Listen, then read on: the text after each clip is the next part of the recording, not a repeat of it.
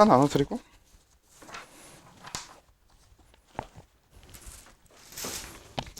자, 해봅시다.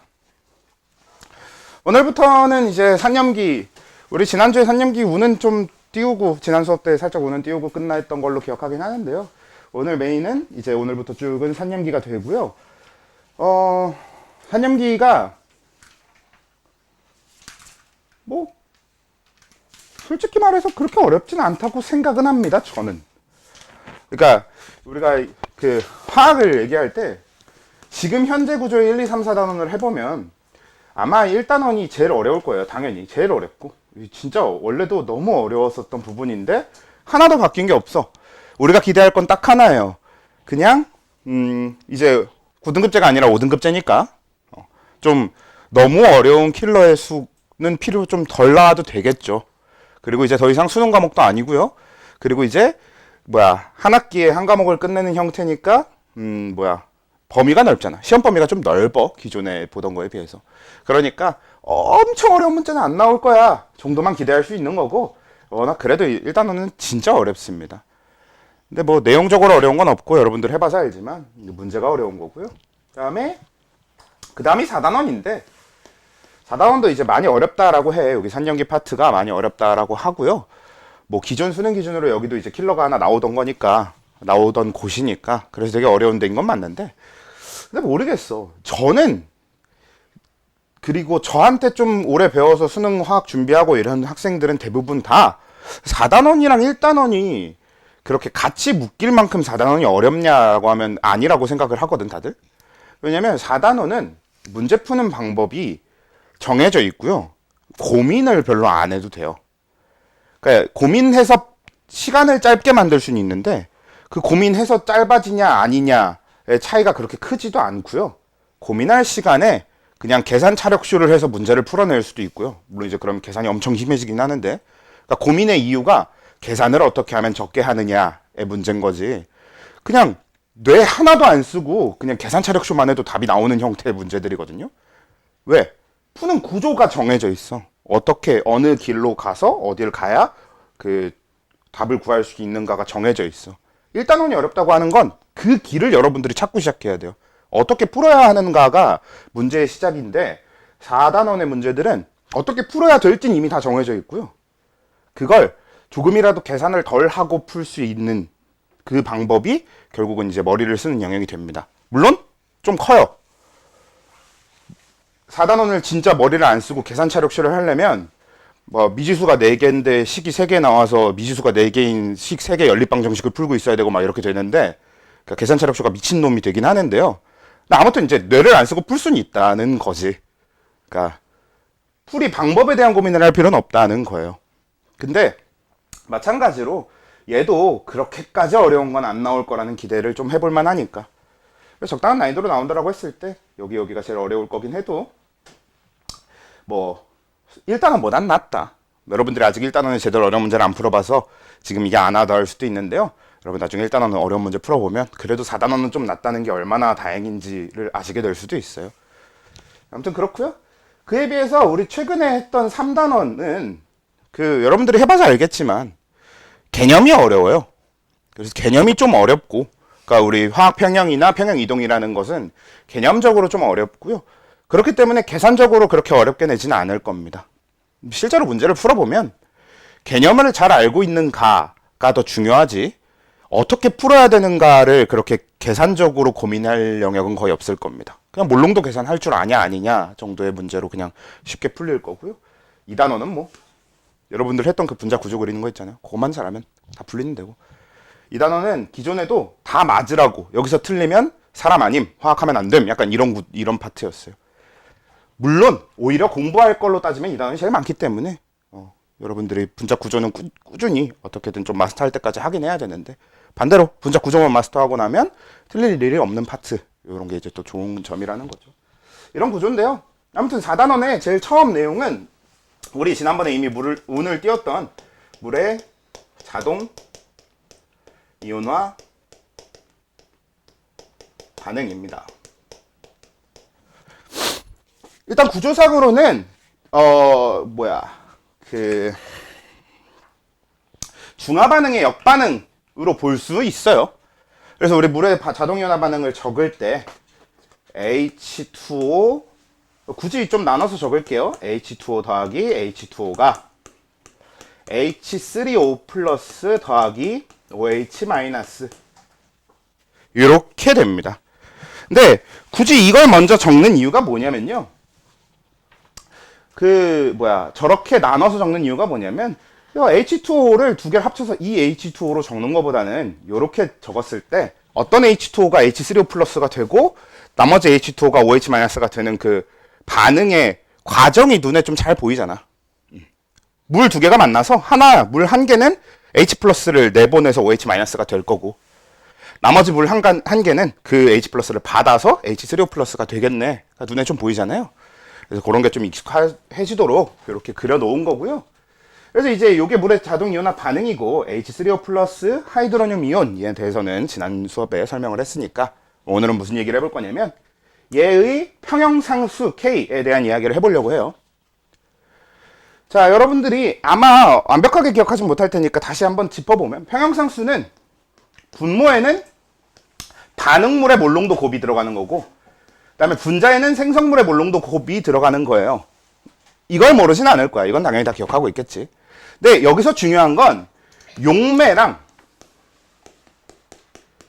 고체는 빼야 돼 라는 점이 있었어. 요거는 이제 까먹었을 수 있으니까 요거는 기억하지 못할 수 있으니까 다시 오랜만에 다시 정리해보면요. 우리 용매나 고체는 그 평형에 영향을 주지 않습니다.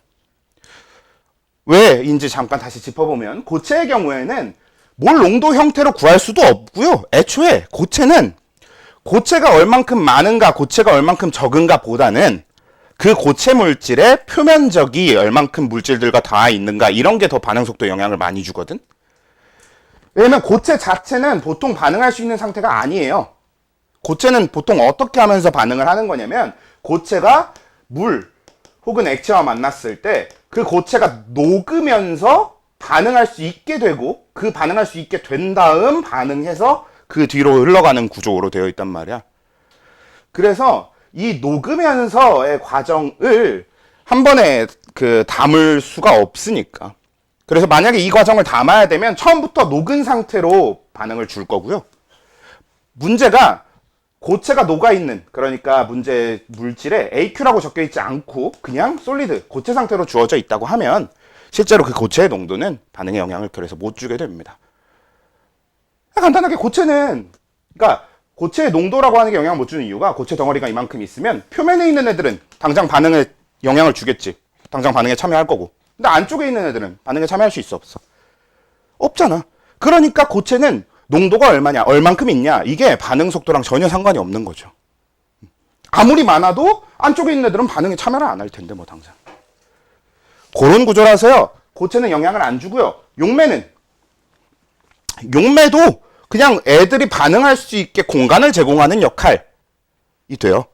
그래서 빼주는 겁니다. 용매도 자기가 직접 반응하는 게 아니니까.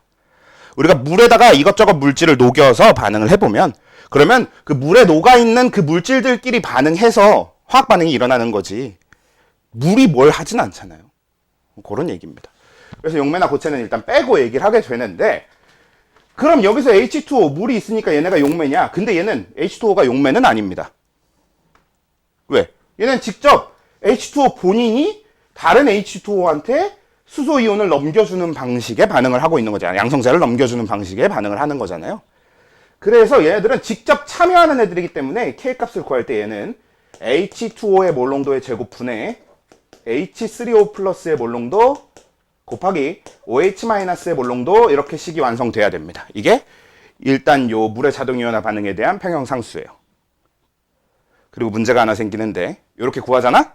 보통 이게 10의 마이너스 뭐 한 99제곱쯤 될걸요? 아예 의미도 없을 정도로 너무 작은 숫자가 나와버리게 돼. 왜? 얘가 너무 커요. 너무 커요. 왜냐면 요게 지금 중화 반응의 역반응이라고 했잖아요. 근데 여러분들 중화 반응은 비가역 반응 외웠었잖아. 중화 반응의 비가역 반응인 이유가 뭐였어? 다른 애들은 역반응이 진짜 안 일어나서 비가역이야. 근데 중화반응은 역반응이 일어나긴 일어나는데 너무 조금밖에 안 일어나. 그래서 비가역이라고 하자 이렇게 했던 거잖아요. 그러니까 지금 이 반응 자체가 너무 조금밖에 안 일어나서 얘네 둘이 진짜 엄청 조금밖에 안 만들어지거든. 그리고 얘네 둘이 엄청 조금밖에 안 만들어지는 걸 떠나서 물 자체도 어마어마하게 많아. 물컵을 담아 놓으면 그 물 안에 H3O 플러스 OH-는 엄청 조금 있을 거고 물 전체가 다 그냥 물인데 물의 몰롱도를 구해봤자 의미가 없을 정도로, 그러니까 너무너무 크게 나와서 전체 값에 영향을 너무 크게 줍니다. 그래서 우리는 어떻게 하냐면 어차피 이 정도로 값이 크면 물의 양이 좀 변하는 걸 가지고는 평형에 영향을 거의 못 줄 거다. 실제로 못 줄 거거든. 그래서 얘를 빼버립니다. 그래서 빼서 KW, 그러니까 우리 수학에서는 이런 방식을 주로 이제 근사한다고 하는 거죠. 근사치를 이용하는 거지. 어차피 얘 값은 아예 의미가 없을 정도로 조금 바뀐다고 해도 원래 값이랑 근사적으로 다를 게 없으니까.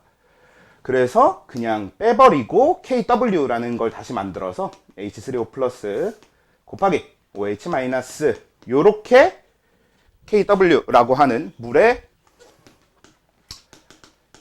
이온화 상수 내지는 자동 이온화 상수라는 걸 이용해 주게 됩니다. 근데 간혹 가다가 우리 교과서나 책 설명을 보면은 그래서 이런 게 적혀 있어요.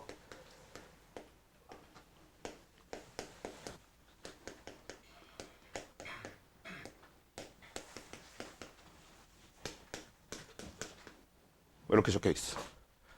그러니까 지금 요 값에서 H2O의 제곱을 이렇게 넘겨서 곱해주면 K 곱하기 H2O의 제곱이 요게 남잖아요. 그래서 우리가 이걸 압축해서 KW라고 적는다. 대부분 다 이렇게 적어놨거든요. 그래서 그냥 요 표현이 나올 거니까 한번 적어드린 거고, 여러분들도 그냥 이렇게 보는 게 익숙하면 이렇게 한번 보셔도 괜찮을 거고요. 문제는 어차피 이딴 계산을 할 일이 없습니다. 애초에 우리가 여기다 물의 몰롱도 같은 걸 대입할 일 자체가 없어서요. 의미가 없어. 이렇게 바꿔가는 게.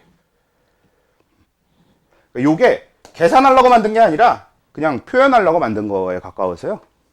별로 불필요합니다. H2O 제곱을 양쪽에 곱해서 넘겨줬다라는 게 무의미해요. 수학적으로, 계산적으로 아예 무의미해서 뭐가 됐든 아무튼 여러분들이 알면 되는 건 결국 그냥 이것조차도 그냥 안 쓸 거란 얘기고, 물의 자동 이온화 반응은 딱 H3O 플러스의 몰롱도, 그러니까 하이드로늄 이온 혹은 그냥 양성자는 안 되니까 수소 이온, 산 이온의 농도 곱하기 OH-의 몰롱도 이렇게 될 거란 얘기입니다. 자, 그리고 이 KW 값은 우리가 앞에서 배운 것처럼 모든 평형 상수는 상수, 즉 변하지 않아야 돼요. 평형 이동이 일어나도 변하지 않아야 돼요. 딱 어느 경우만 빼고 온도가 바뀔 때 빼고.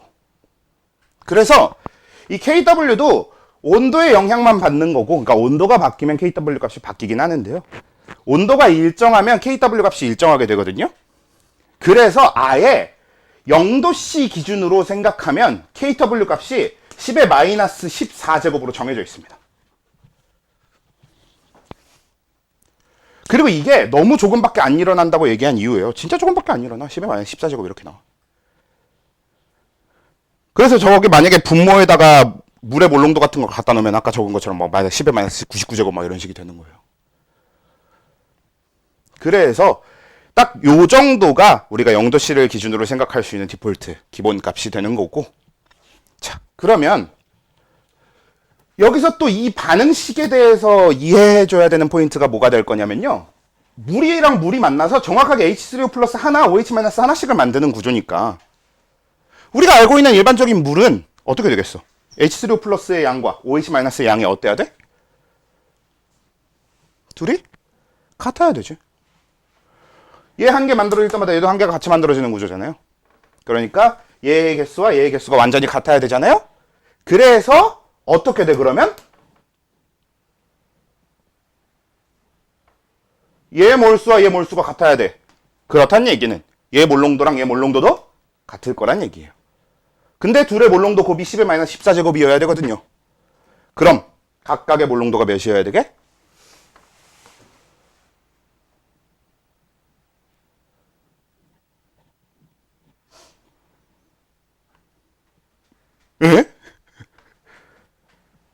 요건 그치? 요건 고1 때 하던 거 아니야? 지수 계산은 하죠, 그쵸? 10의 마이너스 7제곱, 10의 마이너스 7제곱 이렇게 돼야 되겠지. 그치? 그래서 우리가 10의 마이너스 7제곱씩 이 몰롱도를 갖고 있는 게 평소에 물의 이온화 상수가 됩니다. 이해돼요? 자, 이 상태에서 우리가 앞에 배운 평형의 개념까지 같이 생각하면서 뭘 좀 해볼 거냐면, 자, 요게 0도씨 기준으로 그냥 저렇게 되어 있었는데, 만약에 내가 HCl을 녹여준다라고 생각해 봅시다. 그럼 무슨 일이 생기지? 내가 HCl을 녹여주니까 누가 변해? 지금 저기에 있는 값들 중에서 H3O 플러스의 몰수가 변해요. H3O 플러스의 몰수가 변하면 H3O 플러스의 몰농도가 변합니다. 그치? 이 물의 자동이온화 반응이 중요한 이유가 뭐냐면요, 내가 HCl을 녹여서 HCl 수용액 속에 H3O 플러스의 몰농도가 만약에 0.1 몰농도가 되게 만들잖아? 그럼 H3O 플러스의 몰농도가 10에 여기 적혀있는 그대로 마이너스 1제곱이 됩니다. 이거는 이해되지?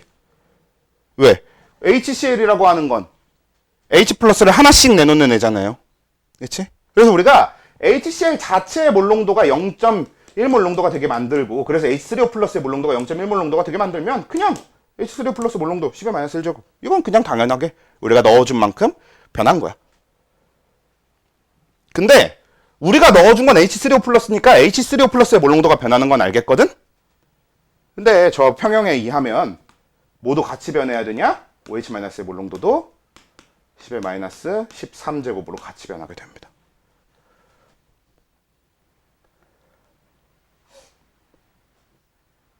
그치? 우리가 H 플러스를 넣어줬기 때문에 그 H 플러스를 넣어준 것만으로도 H 플러스 늘어나고 OH-는 같이 줄어드는 형태. 그래서 여전히 곱은 10의 마이너스 14제곱이 유지돼야 되는, 즉 평형상수의 그 이론을 그대로 답습하고 있는 거예요. 온도를 바꾸면 바뀌지만 온도를 바꾸지 않으면 KW 자체가 바뀌지 않아. 그러면 우리가 산이나 염기를 넣어주게 되면요, 평형 이동이 일어나서 OH 플러스, 죄송해요. H3O 플러스와 OH-의 몰농도가 동시에 변하는 겁니다. 하나가 늘어나면 나머지 하나는 줄어드는 방식으로. 이해되죠? 자, 그래서 요렇게 당연히 몰농도를 구하고 몰농도끼리 곱하고 그래서 KW가 나온다라는 걸 쓰는 것도 중요한 포인트고, 이게 우리가 알고 있는 물의 실체라는 겁니다. 그러니까 물이라고 하는 애들은 알고 보니 중성이라고 해도 그냥 아무것도 없는 상태가 아니라, 중성이라고 하면 H3O 플러스랑 OH-가 둘 다 녹아 있어. 근데 우리가 거기다 H3O 플러스를 녹여줘서 저 H3O 플러스 하이드로늄 이온의 수를 늘려주면 원래 물에 녹아있던 OH-의 수가 줄어드는 이런 방식의 평형을 항상 이루고 있더라. 요게 이제 물의 실체가 되는 겁니다. 그리고 이게 중요한 이유가 뭐냐면, 이 10의 마이너스 7제곱, 요 7이라는 숫자, 지금 우리가 얘기하고 있는 물은 중성 상태의 물. 자, 중성 상태의 물, 중성과 7. 이 연결되는 거 여러분들이 알고 있는 거 있지 않아요? 우린 중성 상태에 뭐가 7이에요? pH가 7이지. 그렇게 연결되는 건데, 중성 상태의 pH가 7이다가 그냥 만들어진 게 아니라, 그러니까 pH라는 것의 실체가 뭐냐면요, 이 pH는 pH 플러스의 몰농도의 줄임말입니다. 그걸 pH 이렇게 표현한 거예요. 그래서 POH도 있어요. POH는 OH-의 몰농도예요. 뭐도 있냐면 pK, 나중에 이런 것도 있습니다. 이건 뭐야? 요 K가 상수, 평형상수라서 평형상수에다가 P를 취해준 걸 얘기하거든. 요렇게 뭔가에다가 P를 취해주는 걸 pH, POH, PK, pKa 이런 식으로 많이 사용하게 될 건데, 또 여기서 그 P가 의미하는 건 뭐냐? 마이너스 로그입니다. 즉 pH라고 하는 건 그러니까 정체가 뭐였냐? 마이너스 로그 H3O 플러스의 몰농도가 됐던 거예요. H 플러스는 실제하지 않으니까 실제 존재하는 걸로 해보면 요거 이렇게 적어야 되는 게 맞아요. POH도 마이너스 로그 OH 마이너스의 몰농도 이런 식이 되는 거죠. 그래서 여기다 요거 H3O 플러스의 몰농도 지금 중성 상태에 10의 마이너스 7제곱 요거 해놨잖아요. 대입해 보면 마이너스 로그 10의 마이너스 7제곱 나오죠. 그럼 pH 몇 나와? 중성 상태의 물의 pH가 7인 이유입니다. 애초에 pH라는 값 자체가 저렇게 만들어졌어요.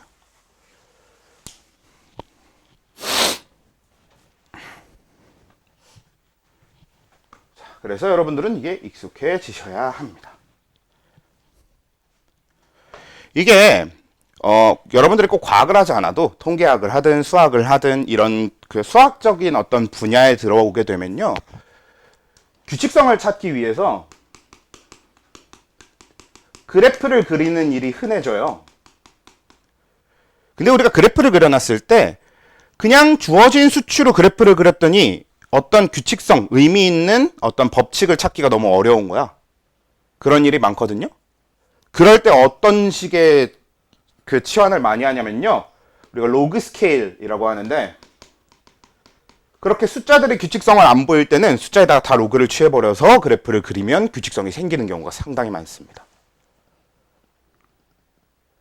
그래서 원래 많이 써요. 그냥 수학하고 과학 이런 연구 분야의 현장에서는 원래 로그 스케일을 많이 써요. pH와 pOH도 그 일환으로 같이 만들어진 겁니다. 그렇게 물질 어떤 값에다가 로그를 취해봤더니 우리가 쓰기 너무 좋은 7! 막 이렇게 나와버리는 거죠. 그래서 만들어진 게 이제 요 pH와 pOH라는 개념, 마이너스 로그를 취하겠다. 그러니까 이 p라는 문자 자체가 마이너스 로그를 이제 해주겠다. 지금 뒤에 여기 적혀 있는 거에다 마이너스 로그를 취해주겠다. 이런 의미가 되는 겁니다. 이해되죠? 자, 그래서 이렇게 되는 건데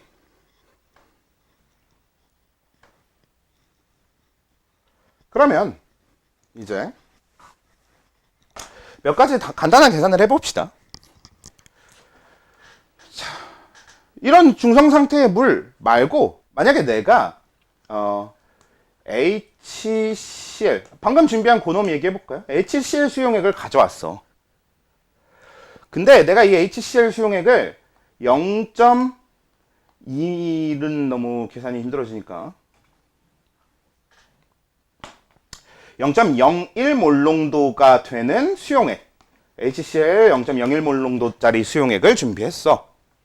그리고 제가 이걸 1리터 준비했어 라고 생각해 봅시다. 자, 그러면 이 수용액에 pH는 몇이 나와야 되는 게 맞아요?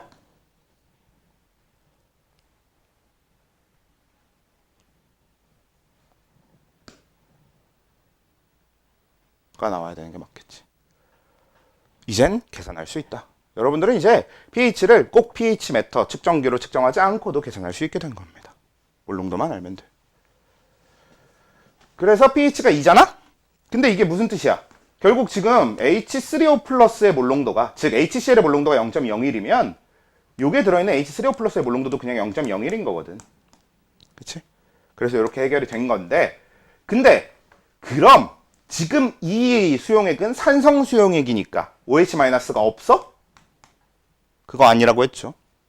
그러면 OH-의 몰농도는 몇이 될까요? 얘가 10의 마이너스 2제곱이었던 거니까 얘는 10의 마이너스 12제곱이 되겠죠. 그럼 현재 이 수용액의 POH는 몇이 되겠어? 가 되는 구조인 거죠. 이해돼요? 마찬가지로 한번 해볼게요. 이번엔 NaOH라는 수용액을 준비했어요. 이 NaOH 수용액을 0.001몰 농도를 준비한 거야. 그래서 이걸 1리터 준비했어. 그러면 얘는 pH가 몇이 나와요? 보단 뭘 먼저 구하는 게 훨씬 편해? 얘는 pOH를 먼저 구하는 게 편하지 않겠어요? 그치? pOH 몇이 나와 바로? 3이 나올 거니까. 그럼 pH 중간 계산 안 하고 바로 구할 수 있지. 몇이야?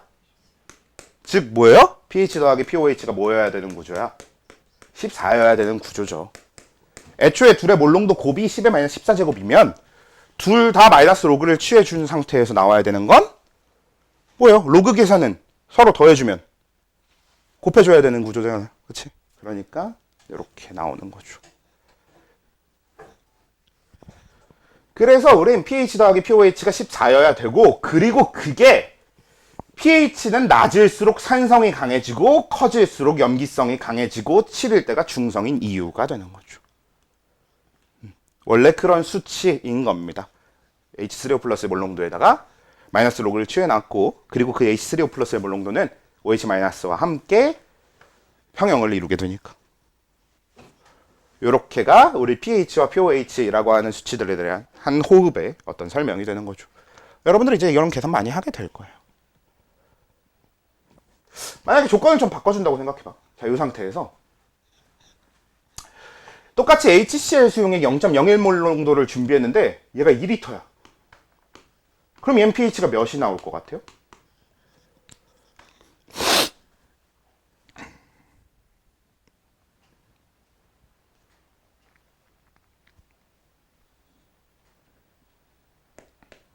네. 부피를 바꾼 게 뭐가 중요해? 자, pH를 구하는 과정, 마이너스 로그 H3O 플러스의 몰농도예요. 자, 그럼 여기다 대입해야 되는 건 H3O 플러스의 몰수야? 아니고 몰농도야. 근데 H3O 플러스의 몰농도는 몇이야? 얘가 2리터건, 3리터건, 100리터건, 1000리터건? 이대로 따라오는 거예요. 만약에 여러분들이 부피를 고려하겠다라고 하면 부피와 몰농도를 이용해서 구하는 건 HCl에 뭘 구하는 거야? 몰수를 구하는 거지. 근데 지금 이 pH 계산은 몰수는 하등 쓸모없어요. 그래서 그냥 이렇게 하시면 됩니다. 되죠? 그래서 이렇게 되는 거고요. 다만 이런 식은 있을 수 있어. 만약에 똑같이 0.01몰 농도 수용액이 1리터가 준비되어 있는데 수용액이 H2CO3 수용액이라고 하면 어떻게 될까요? 요거 pH는 몇이 나오게?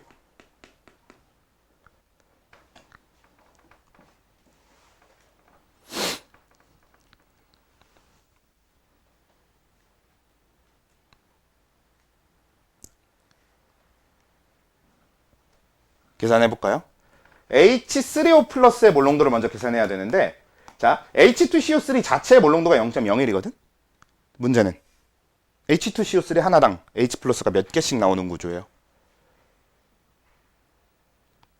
2개씩 나오는 구조지. 그러면 H2CO3의 몰농도가 0.01이라면 H3O 플러스의 몰농도는 몇이 되게? 2배가 돼야 되지. 얘가 1개 녹아 있는 게 얘가 2개 녹아 있는 효과를 만드는, 얘가 2개씩 나오게 되는 거니까. 그래서 얘의 몰농도는 2배가 됩니다. 여기다 로그 취해야 되거든. 답은 2 빼기 로그 2가 돼요. 선생님 이런 것도 시킵니까? 하긴 하셔야 됩니다. 물론 그래서 얘를 최종적으로 어디다 어떻게 또 가공하라는 건 안 하고, 보통 이런 걸 시킬 땐, 이런 로그 계산을 시킬 땐 딱 어떤 목적만 두고 있냐면요, 지금 이 수용액의 pH가 그래서 어느 구간에 들어가느냐, 뭐 2보다 크고 3보다 작은 구간에 들어갔냐, 1보다 크고 2보다 작은 구간에 들어갔냐, 이런 질문을 하는 데만 쓰여요. 2 빼기 로그 2는 어차피 뭐니까 1보다 좀 큰 값이 될 테니까, 2보다 약간 작고 1보다 좀 큰 값, 그 정도가 될 테니까 딱 그 정도의 생각만 하게 하면 됩니다. 그러니까 애초에 여기 로그가 남았다는 얘기는, 보통 이 pH 계산할 때 로그가 남으면 이 로그는 다 1보다 작은 값이 남아요. 그래서 이렇게 됩니다. 아, 물론 막 문제 출제자가 변태같이 0.14몰 농도 이딴 걸 갖다 놓으면 좀 얘기가 많이 달라지긴 하는데, 뭐 그런 또라이가 있지는 않겠죠. 아무리 그래도. 그러니까 이런 또라이는 없을 테니까. 그래, 이런 것도 결국은 1보다 작게 만들 수 있는데, 아무튼 그런 고민은 하지 말고 딱 요 정도 선 안에서 이제 여러분들이 로그 계산을 좀 해주셔야 되는 게 여기 포인트가 됩니다. 근데 로그가 나온다고 해도 우리가 로그에 대해서 복잡한 뭔가를 시키는 건 아니고 가장 기본적인 연산만 시키는 거기 때문에 너무, 그렇죠? 걱정할 필요도 없고 간단하게 해주시면 됩니다. 자, 그러면 이렇게 하면 물의 자동이온화 반응에 대한 얘기는 끝이 났어요. 그래서 거기 보시면요. 제가 오늘 드린 프린트에 1번 용어 정리해서 해서 쭉 해서 pH, pOH가 어떻고 이런 얘기도 다 방금 설명한 내용 기준으로 다 채워질 겁니다. 프린트를 따로 채우지는 않을게요. 답지 드릴 거니까. 그렇게 해놓고요. 그 다음에 그 밑에 표는 그 더 아래에 있는 표는 말고 그 위에 있는 표 리트머스, 페노프탈레인, 메틸오렌지, BTB 아시죠? 외우셔야 됩니다. 외웠었을 건데 까먹었다면 다시 외우셔야 됩니다. 리트머스는 사실 잘 안 나와요. 근데 이제 만약을 대비해서 리트머스 까먹으신 분들 많더라고. 그래서 만약을 대비해서 그냥 한번 썩씩 적어보면 좋죠. 리트머스 같은 경우는 어떻게 돼? 산성은 푸른색 리트머스 종이가 붉은색이 되는 거고, 염기성에선 붉은색 리트머스 종이가 푸른색이 되는 거죠. 뭐 그건데 페노프탈레인이나 메틸오렌지나 BTB 같은 경우는 보통 이렇게 외우지 않나?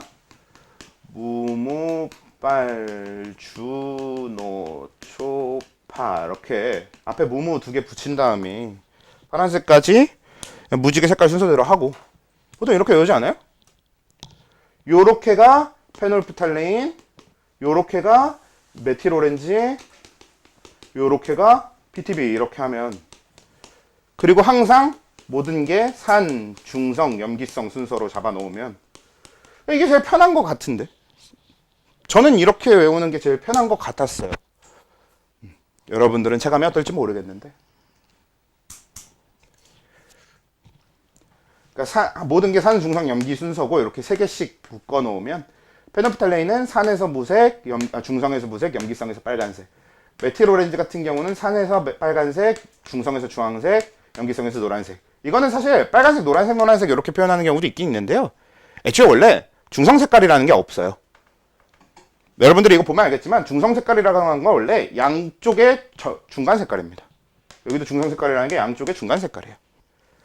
원래는 파란색이거나 노란색이거나, 중성은 말 그대로 그게 반반씩 있어서 섞여 있는 상태인 겁니다. 그런 색깔인 건데, 그래서 딱 이렇게 흘러가는 거라 대충 외워도 중성 색깔을 그렇게 막 야물딱지게 구분해야 되는, 우리가 우리 미술을 하고 있는 게 아니잖아요. 과학을 하고 있는 거지. 그래서 그렇게 색깔 구분을, RGB 값 구분을 시키진 않으니까 대충 하시면 됩니다. 그래서 요렇게 요거 꼭 외워 주셔야 돼요. 그 지시약이라고 하죠. 우리가 이 지시약을 이용해서 산성인지 중성인지 염기성인지 알아내는, 그러니까 pH 메터보다 더 직관적으로 우리 자주 사용되는 게 요놈이다 보니까 알아주셔야 되고요. 그 밑에 계산은 우리가 방금 해봤던 그런 계산 문제들을 그냥 요렇게 넣어 놓은 거예요. 그러니까 굳이 같이 하지 말고 여러분들이 해보시면 재밌겠죠. 그 다음 이제 본격적으로 산과 염기에 대한 내용으로 이제 넘어가도록 하겠습니다.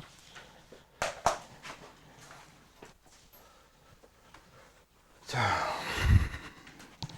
오늘의 목표는 중화반응까지 안 하고, 중화반응이나 중화적정까지는 안 하고, 딱 요 산과 염기 기본 개념 끝내는 것까지가 오늘 진도의 목표인데요.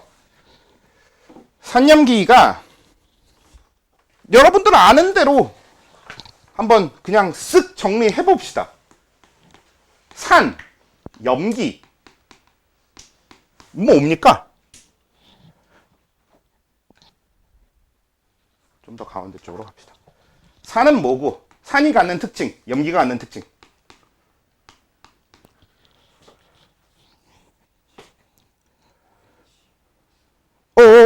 그쵸. 그런 거 되게 중요하죠. 기본적으로 근데 여러분들 한 가지 좀 이해해 줄 필요가 있는 게, 산과 산성은 엄연에 따르면 좀 다른 단어예요. 염기와 염기성은 좀 다른 단어입니다. 왜냐면 산성, 염기성은 성질에 대한 이야기고요. 산과 염기는 물질에 대한 얘기예요. 물론 산성을 띠는 물질들을 주로 산이라고 부릅니다. 염기성을 띠는 물질들을 주로 염기라고 부르지. 근데 이게 왜 구분돼야 되냐면요, 산 중에서는 산성을 띠지 않는 산이 되게 많아요. 대표적으로 진안황산 같은 경우에는요, 산성을 띠지 않습니다. 우리 진한 황산 H2SO4가 진한 상태로 존재할 경우에 얘는 산 반응을 하는 게 아니라 물질을 태워버려요. 우리가 산이라고 하면 산화, 다른 형태의 산화를 이용해서 물질을 녹인다던가 금속을 녹인다던가 이런 걸 해야 되는데 물질 태워버립니다. 그래서 우리가 진한 황산 같은 경우는 산성을 띠지 않는다라고 해요. 물론 진한 황산을 묽은 황산으로 물 켰을 때는 결국 산성을 띠게 되지. 그런 애들이 좀 있어요. 그러니까 산, 염기와 산성, 염기성이 꼭 그대로 직결되지는 않기 때문에 살짝은 구분해 줄 필요가 있는 단어입니다. 그러니까 우리가 산이랑 염기라고 부르는 물질들은 물에 녹였을 때 산성이나 염기성을 띠게 되긴 할 거예요. 다만 그 자체로는 산성, 염기성을 띠고 있지 않을 수도 있어요. 물에 녹이기 전엔. 그런 애들이 이제 산염기라는 물질들인데, 일단은 산성, 염기성을 위주로 한 정리를 해보면, 말씀하신 대로 H 플러스 이온, 정확하게는 이제 우리가 배운 걸로는 H3O 플러스 이온을 만들어낸다라는 게 산이 갖는 가장 큰 특징이 될 거고요. 염기가 갖는 가장 큰 특징은 OH 마이너스, 왜 자꾸 괄호를 이걸로 하냐? OH 마이너스를 만들어낸다. 이게 이제 중요한 특징이 될 거고요. 또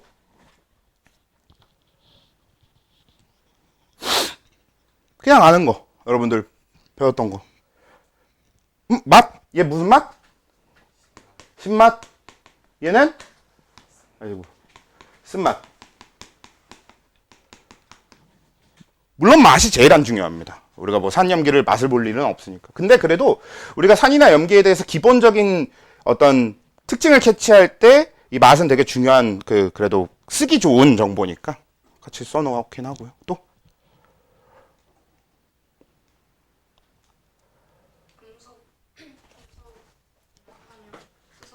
그쵸? 금속과 반응하면 방금 얘기하긴 했었죠.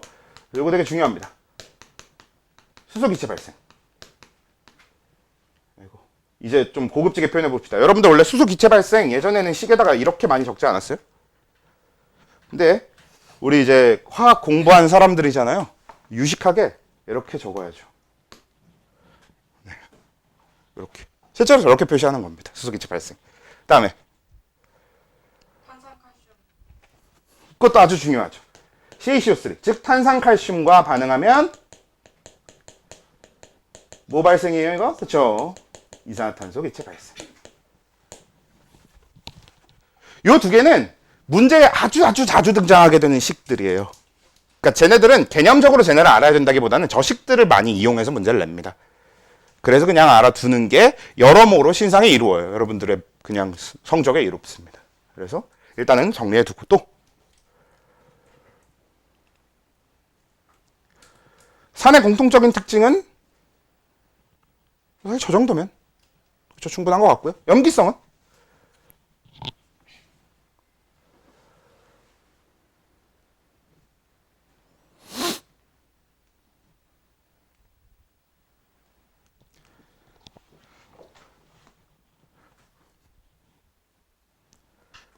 진짜 기억이 안 나는구나. 단백질이나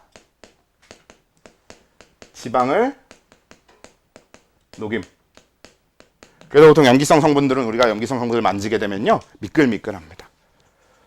물론 강염기 같은 경우는 만지면 미끌미끌한 게 아니라 엄청 아플 거예요. 실제로 우리 피부에 묻었을 때 더 위험한 건 산보다 염기예요. 산은 금속이나 CaCO3와 반응하지 강산은 우리 피부에 녹였을 때 우리 피부에 묻혔을 때 피부가 녹진 않아. 쟤들은 금속이랑 CaCO3를 녹이는 거지 우리 피부를 녹이진 않아요.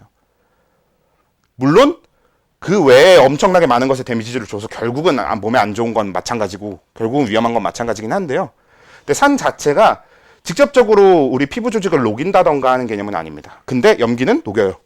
진짜 그냥 세포를 녹여 세포를 죽여버려요. 우리가 흔히 알고 있는 뿌리면 녹는 그 이미지, 막 사람한테 뿌리면 사람이 녹고 이런 이미지는 염기 쪽에 더 가까워요. 산은 보통 그렇다기보다는 아까 얘기한 대로 타 들어갑니다. 녹는 게 아니라 타요.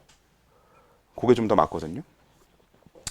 아무튼 그래서 산이랑 염기는 이제 이런 기본적인 특징을 갖고 있고 이거는 당연히 화학용은 아니고 우리가 앞에서 했던 걸 다시 한번 쓱 정리해서 기억하고 있는 편이 좋으니까 가져오자 인 거고요. 산염기에서는 요 화학에서의 산염기에선 이제는 이런 얘기 말고 이 산염기의 제대로 된 정의인 아레니우스, 너네 했니 이거? 안 했지? 아레니우스 정의와 브랜스테드-로우리 정의, 이 두 가지에 대해서 배울 거예요. 그리고 혹시 루이스 산염기를 배우는 경우도 있을 수도 있는데, 일단 요거는 뭐 시간이 오늘 남으면 조금 언급은 해보긴 하는데 안 배울 거라서 일단은 대충 놓고. 자, 여기서 아레니우스 산염기의 정의는 아주 간단합니다. 이미 우리가 방금 전에 적어봤던 여러분들이 일반적으로 알고 있는 산염기의 정의예요. 뭐냐면 수용액 상태에서 H+, 즉 H3O 플러스를 만드는, H 플러스를 내놓는 애가 이게 산입니다. 그리고 염기는 수용액 상태에서 OH-를 내놓는 애가 염기가 돼요. 애초에 그 OH-를 내놓게 되면 OH- 때문에 생기는 성질들을 염기성이라고 하는 거고, H+를 내놓는 게 산이고, 또 그 수용액에서 H+를 내놨기 때문에 수용액의 H+ 때문에 갖는 성질이 산성이 되는 거니까. 그러니까 산이라고 하는 건 물에 녹였을 때 수용액에 H+가 나오고, 그래서 수용액이 산성이 돼. 염기성이라고 하는 건 수용액에 OH-를 내놓게 되고, 그래서 수용액의 염기성이 돼. 그런 물질들을 산염기라고 부르자. 이게 아레니우스의 정의. 즉 우리가 여태까지 쓰던 게 아레니우스 정의였던 거예요. 근데 아레니우스 정의가 완성되지 않은 정의인 이유가 있어요. 가장 대표적인 염기 물질로 NH3 이런 게 있습니다. 자, 얘는 이름은 뭐예요? 암모니아라고 하는 애죠.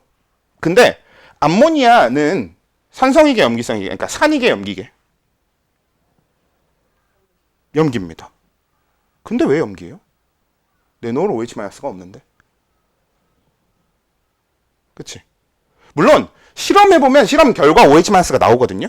그래서 수용액이 암모니아를 물에 녹인 암모니아 수는 그 수용액 상태에 OH-가 있게 된다라는 걸 실험으로 확인을 할 수는 있어.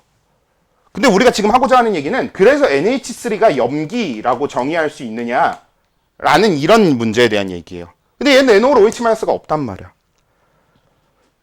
그쵸? 그럼 뭘까? 그래서 필요한 두 번째 정의가 브랜스테드-로우리 산염기가 되고요.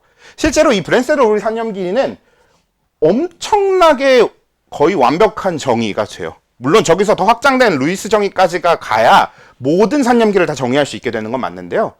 근데 루이스 산염기는 정말 아주 극단적인 예외 몇 가지를 얘기하려고 만들어진 정의에 가깝고요. 오히려 대부분의 포괄적으로 아주 잘 써먹을 수 있는 게 브랜스테드-로우리 산염기 정의입니다. 일단 브랜스테드-로우리 산염기 정의를 가장 유식한 형태, 가장 좀 잘난 척하는 형태로 적어보면, 산은 양성자 받계라고 부르고요. 죄송합니다. 주계라고 부르고요. 그 다음에 염기는 양성자 받계라고 부릅니다.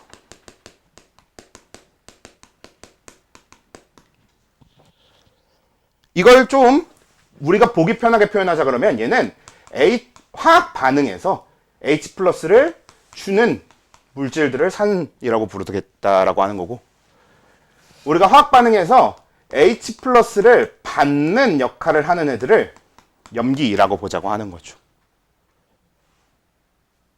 대표적으로 산성물질 HCl 갖다 놔 봅시다. 그럼 얘가 물이랑 맞나? 그럼 뭐가 돼? 반응식이 H 말고 Cl- 를 먼저 적을게요. Cl- 이렇게 되고, 그 다음에 H3O 플러스가 만들어지는 딱 요런 구조가 될 겁니다. 그렇죠? 귀찮아요. 상태는 안 적을게요. 이렇게 합시다. 그리고 요 NH3가 아까 요걸로 설명이 안 됐었는데, 이걸 여기다 이제 해보면 NH3가 H2O를 만나게 되면요, NH4 플러스가 만들어지고 OH-가 만들어지는 구조가 됩니다. 실제로 이게 암모니아의 물에 녹는 이온화되는 반응 과정이거든요. 그럼 지금 얘 뭐예요? 얘가 가지고 있었던 H, 근데 H를 주는 게 아니라 H 플러스를 얘한테 넘겨주고 Cl-와 H3O 플러스 이렇게 바뀌는 거잖아요. 그럼 얘는 지금 H 플러스를 어떤 역할이에요? 주는 역할이죠. 그래서 브랜스테드 롤이 산이 됩니다. 브로산 이렇게 적을게요. 얘는 이 반응 과정에서 얘가 가지고 있던 H 플러스가 얘한테 옮겨와서 붙어야 NH 플러스가 될 거 아니야. 그러면 얘는 H 플러스를 받는 역할, 즉 브로 염기가 되는 거지.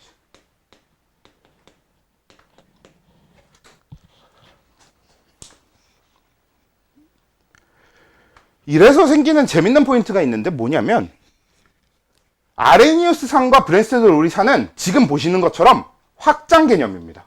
확장된 개념이에요. 왜냐면 아레니우스산으로 설명되는 모든 물질들은 브랜스테드 롤이산으로도 설명이 됩니다. 이거 아레니우스산이었지. 그걸 정확하게 지금 브랜스테드 롤이산으로 설명해냈지. 이렇게 확장 개념이에요. 어떤 산을 갖다 놓든 어차피 항상 그 산이 가진 H 플러스가 H2O한테 옮겨가서 H3O 플러스가 만들어지는 구조가 늘 나타날 거기 때문에 그래서 모든 아레니우스산은 모든 브랜스테드 롤이산에 해당됩니다.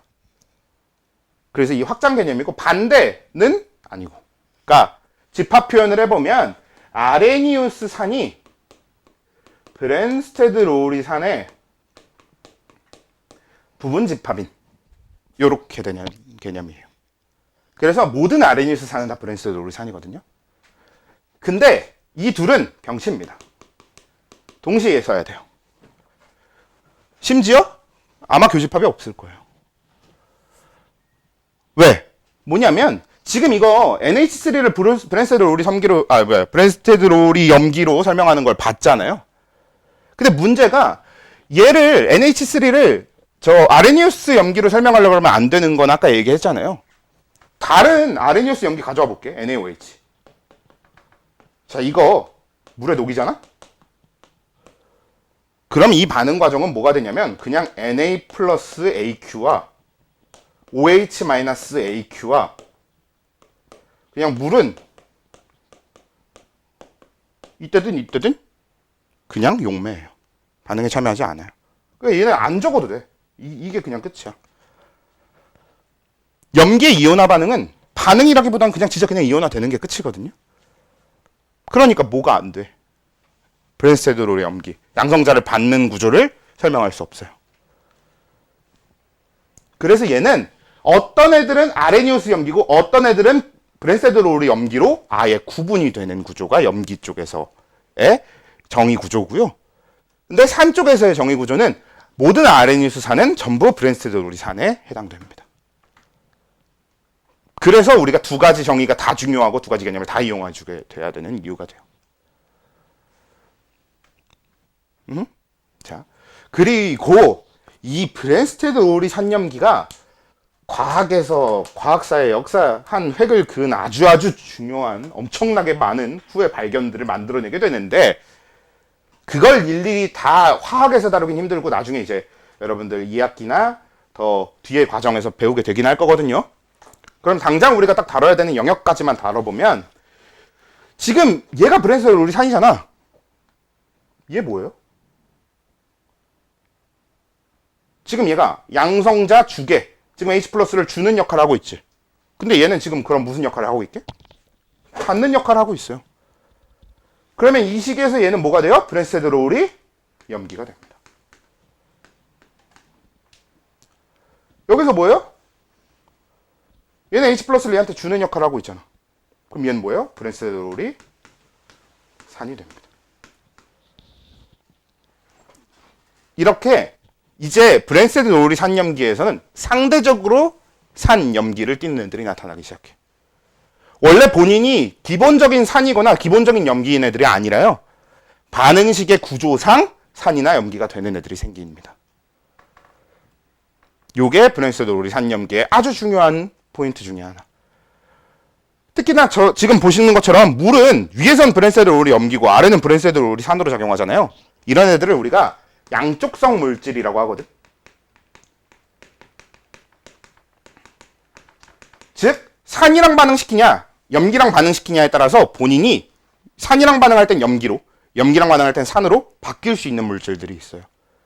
이런 물질들을 양쪽성 물질이라고 하는데, 일단 가장 대표적인 양쪽성 물질 첫 번째가 H2O. 근데 얘들은 몇 가지 좀 알아두실 필요가 있는데, 두 번째가 아미노산입니다. 아마 여러분들은 여기까지만 알아두시면 될 거예요. 아미노산 뭡니까? 단백질의 기본 단위죠. 여러분, 아미노산의 이름 자체가 아미노산, 아미노 이거 염기이고요. 산, 애시드, 산입니다. 이게 여러분 아미노산의 구조를 보면요, 나중에 이제 아미노산의 구조 여러분들 많이 보게 될 텐데 진짜 많이 다르거든요.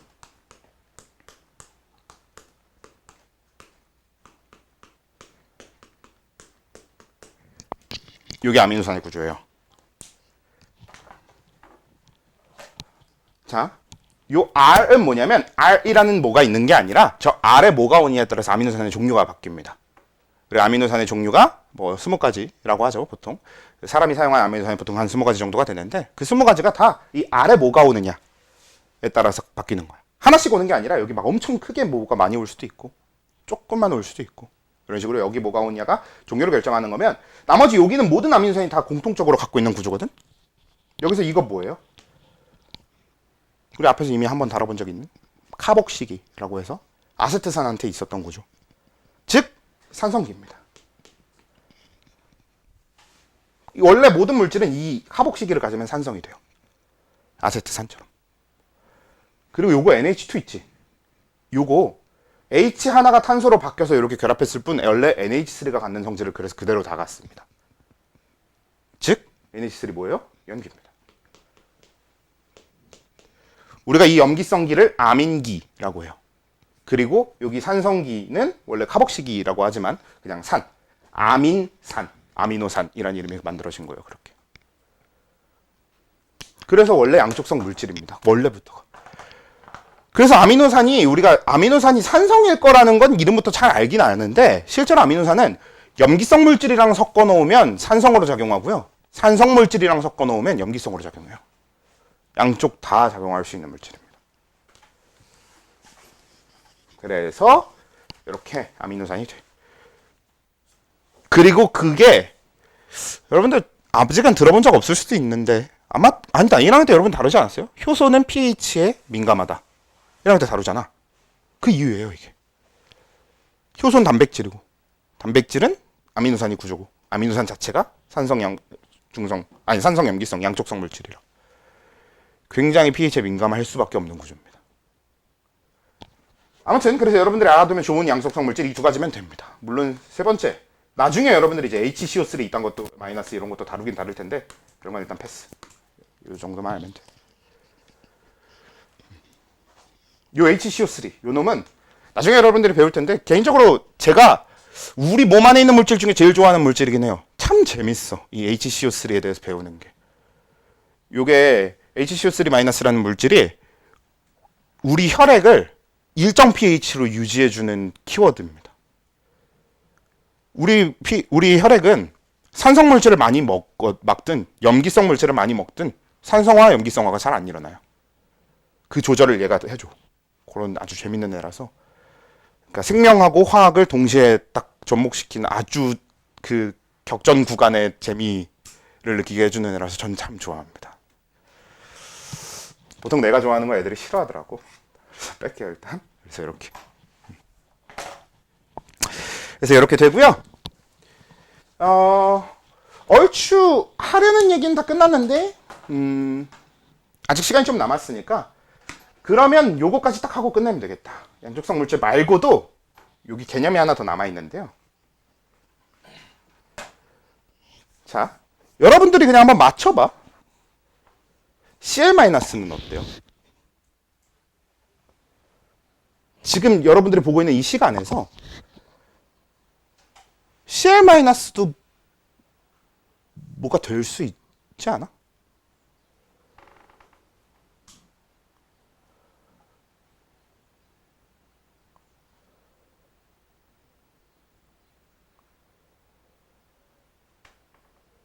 떠올리긴 좀 힘들 수 있어요. 왜냐면 여태까지 우리가 딱 배운 내용을 압축해서 딱 그걸로 떠올려야 되는 거라서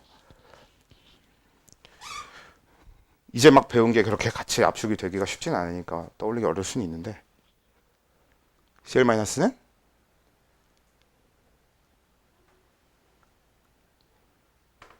염기가 됩니다. 어디서? 역반응에서. 지금 화살표 양쪽으로 해놨잖아요. 역반응이 가능한 가역 반응이에요. 실제로 이온화 반응의 99%는 가역 반응입니다.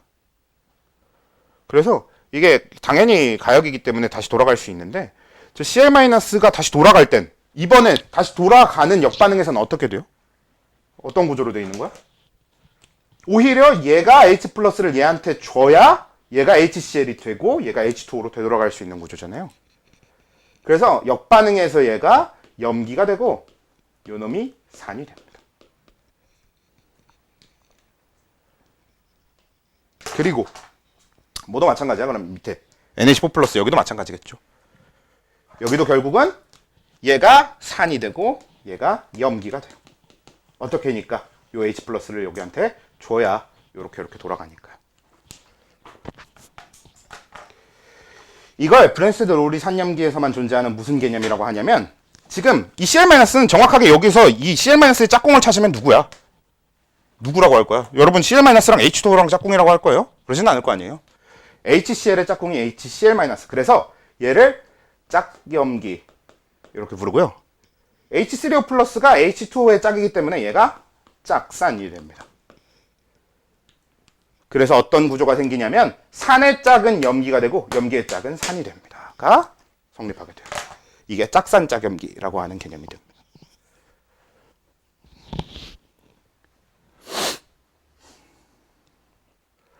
이 짝산 짝염기가 나중에 화학적으로 아주 중요한 걸 만들어내게 돼. 한 가지만 간단하게 예를 들어보면 진짜 어렵거든요. 이건 좀 어려운 개념이긴 한데 개념까지는 설명 안 하고 그냥 현상만 한번 보여드려보면 이런 물질이 있어요. CH3COONA라는 물질이 있거든요. 얘는 딱 봤을 땐 산성을 띌 이유도 염기성을 띌 이유도 안 보이는데 얘 물에 녹이면 염기성 됩니다. 이게 염기성 염이라는 개념인데 얘가 염인데 염기성 염이거든. 근데 얘가 염기성 염이 되는 이유는 이제 여기에서 생각을 이렇게 확장해 나가야 되는 결과예요. 근데 여러분들이 이제 여기까지만 알면 돼. 일단 이거는 그냥 나중에 배울 거.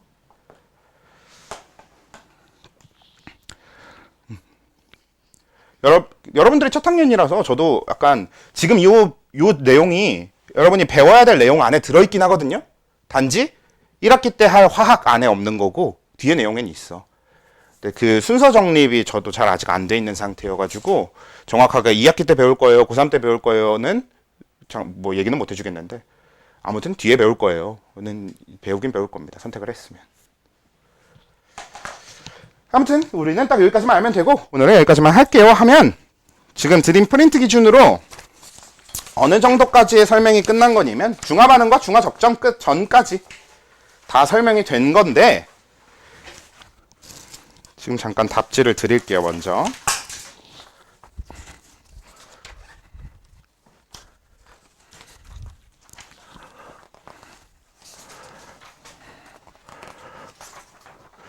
그 빈 종이는 여러분들 공부할 때도 봐야 되고 뭐 필기를 할 수도 있고 이래서 좀 넓게 크게 복사를 했다면 답지는 그냥 이렇게 좀 계속 작게 복사해주고 있는 편인데 그냥 보는데 크게 지장 없잖아요. 그렇죠? 네. 그래서 그냥 좀 작게 해주는 편인데 거기 하나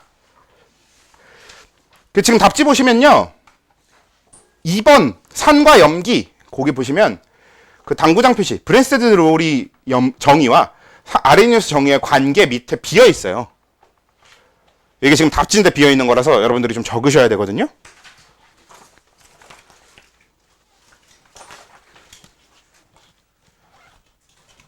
그래서 여기다가 적어야 될 거는 우리 아까 요거 표현을 좀 정리를 해볼게요.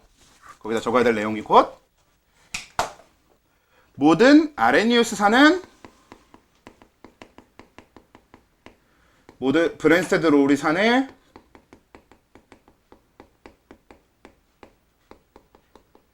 포함되는 개념입니다. 뭐 글로 표시할 거든 뭐 어떻게든 이렇게 표시하면 될 것 같아요. 그러니까 제가 이 집합 표시를 꼭 쓰도록 하는 이유가 뭐냐면 그 역은 성립하지 않는 거. 모든 브랜스테드 롤이 산이 RNU에서 산이 되지는 않으니까. 그 역이 성립하지 않는다라는 거를 표현하기 가장 좋은 방식이 집합 표시인 것 같아서 그렇게 하는 거고요.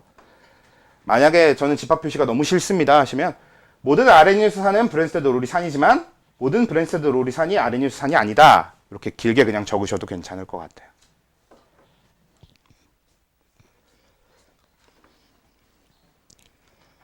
끝 아니고 일단 정리가 되셨으면 그 다음에 또 꼭 같이 적어야 되는 게 뭐겠어? 하지만 아레니우스 염기와 브랜스테드 롤의 염기는 귀찮아서 그냥 이렇게 했어요. 아예 다른 겁니다. 부분집합이 아예 없어요. 교집합이 공집합입니다.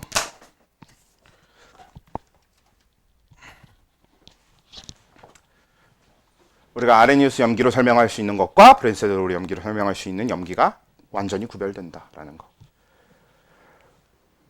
요건 되게 중요한 개념이기 때문에 꼭